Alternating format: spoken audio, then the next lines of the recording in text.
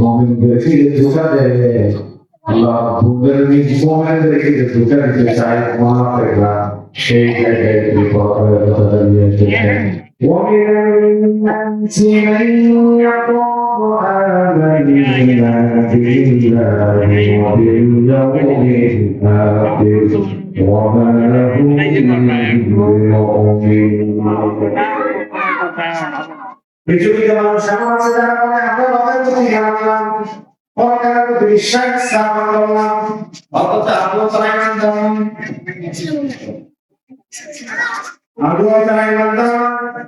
এই আয়াত আল্লাহ পুরো লাগে মুমিনদেরকে বলেন, তাদেরকে তোমরা পরিচিত করে দাও যারা পরকালের প্রতি বিশ্বাস স্থাপন করেছে, মহামহিম রবের প্রতি আস্থা অর্জন করেছে। পরকালের প্রতি যারা আদৌ বিশ্বাস স্থাপন করত, দুনিয়ার জীবনের সব কাজে